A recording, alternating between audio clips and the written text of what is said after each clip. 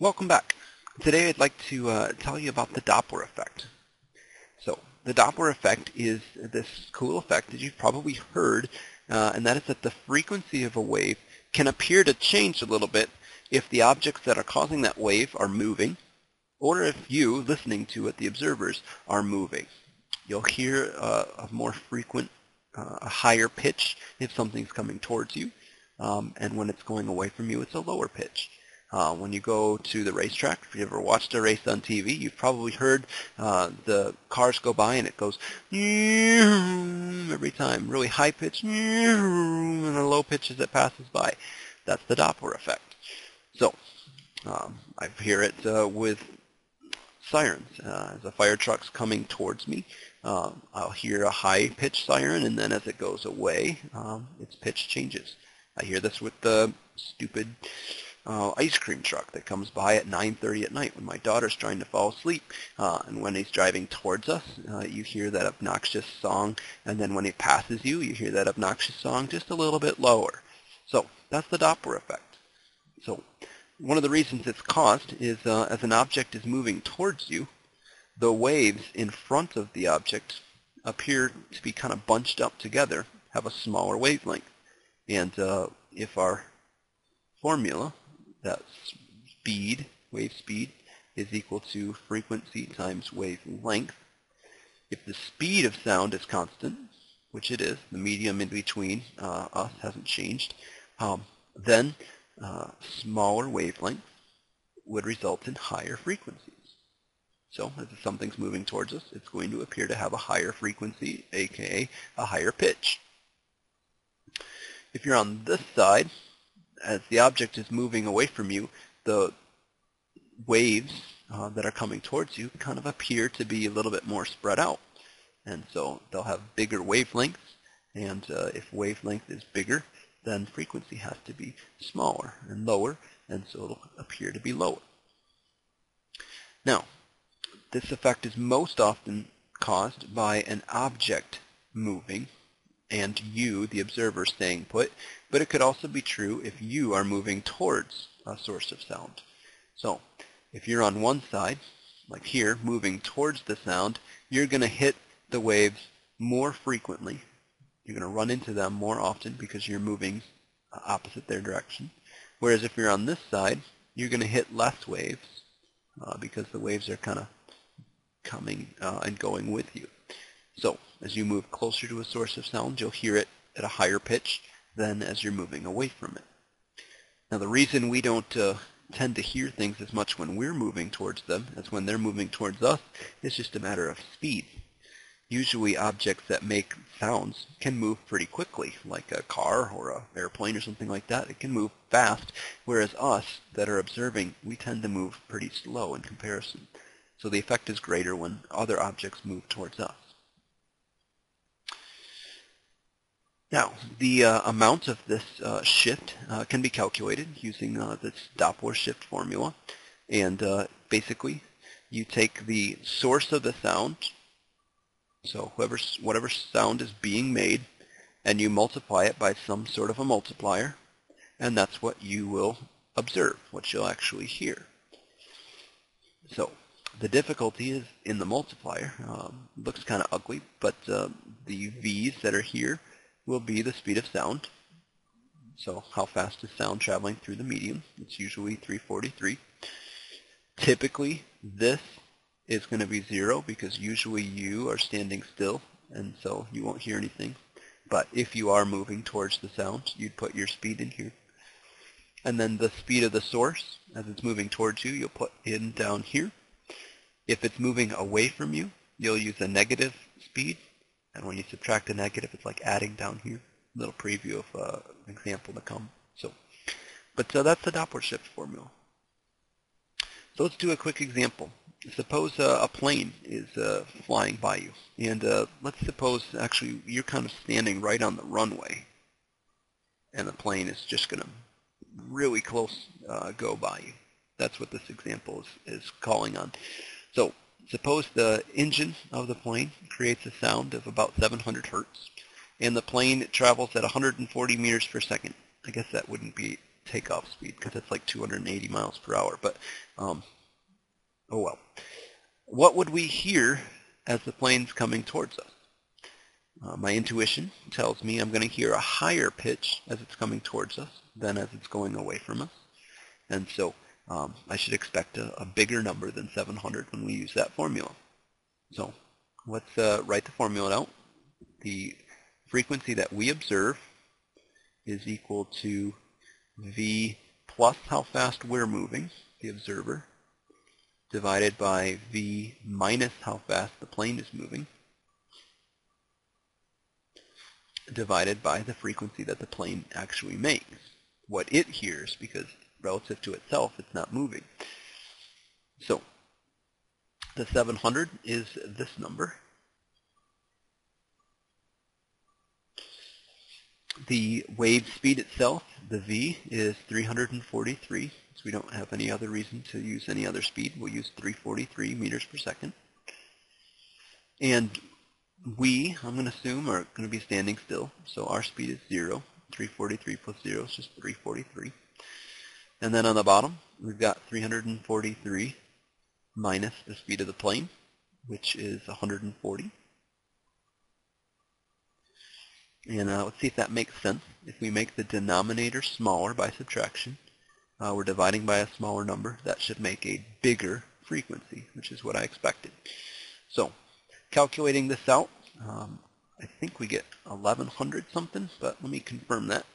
343 divided by, in parentheses, 343 minus 140, or you could have done that in your head, and then times 700.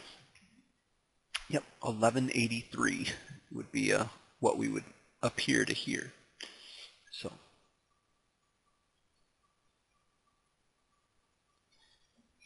quite a bit higher than the actual 700 hertz. Not quite a full octave higher, that would be 1400, but maybe a fifth or so higher. So significant, you definitely notice it. So what about when the plane flies away from us, once it's past us and it's going behind us away from us at 140? Really the only thing in this calculation that changes is instead of subtracting 140, we would subtract negative 140, which is like adding 140. So what I'll often do is I'll just calculate both of these, 343 minus 140 and 340 plus 140, because a lot of times you end up needing both numbers anyways. So if I go back to my calculator and hit second enter, and then I can go back and change this to a plus instead of a minus, you figure out that as the plane's going away from you, you hear it at about 500 hertz.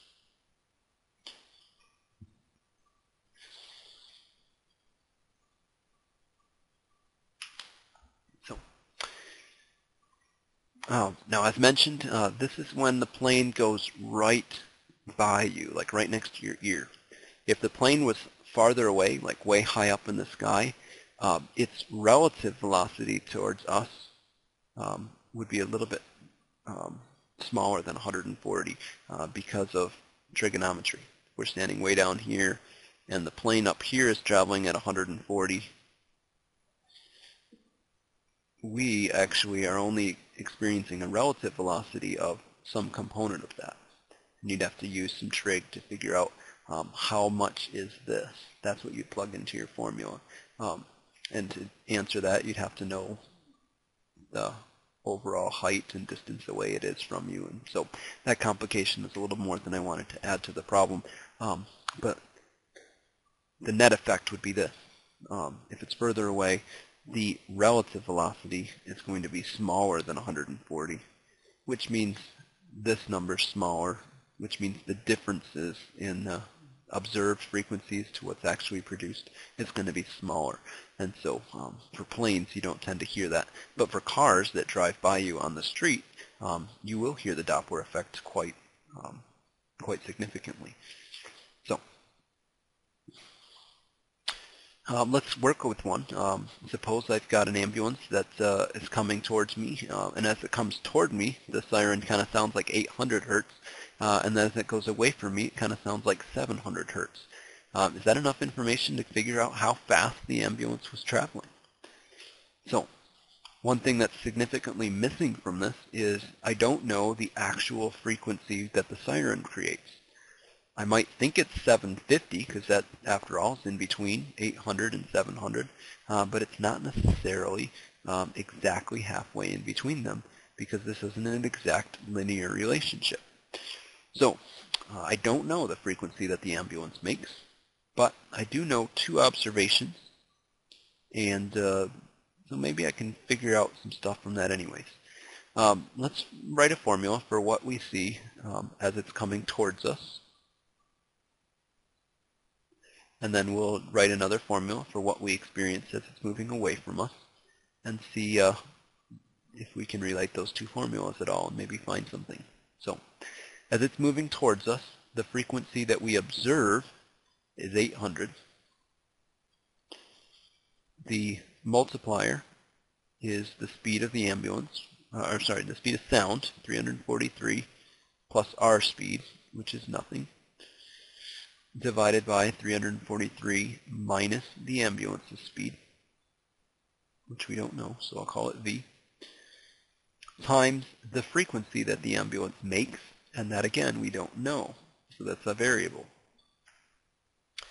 When it's moving away from us, we know similar information. Instead of 800, it's 700, but the rest of it all stays the same, 343.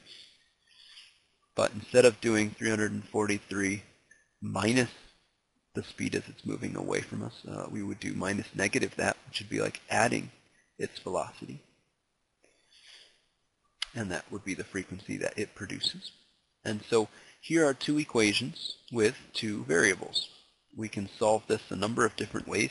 We could do some substitution. Try to get f by itself maybe, and then substitute that expression in here and try to solve for v. Or another cool trick that I often will do in this scenario is to divide these two equations. Let me divide the toward equation by the away equation and see what that gives us.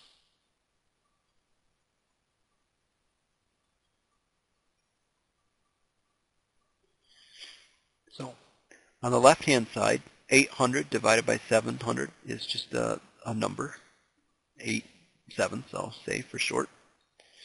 And on the right-hand side, the frequency of the ambulance, which we didn't know, appears on both top and bottom of this fraction, and so we can divide it out. So it actually doesn't matter what frequency the ambulance made. We'll be able to figure out the velocity either way, I think. The fact that there's a 343 in the numerator on top and a 343 in the numerator of the denominator, that can cancel out. And so I've got 1 over 343 minus v divided by 1 over 343 plus v, dividing by fractions. If we rewrite this as its reciprocal on top, we can get the 343 minus v, which was on top, ends up being on the bottom. And never mind if you can't follow all of this algebra steps, it's not super crucial to the physics part of things, but does allow us to calculate this after all. So these two equations can be simplified to this proportion, in which you can solve by using cross multiplication. And so 8 times 343 minus v equals 7 times 343 plus v. And a couple more steps, and eventually you can figure out what the velocity is. So I'll leave that for you as an exercise, just because I know some of you probably already stopped watching the video anyways. But I hope you enjoyed, and tune back in next time as we start talking about interference and constructive versus destructive interference patterns.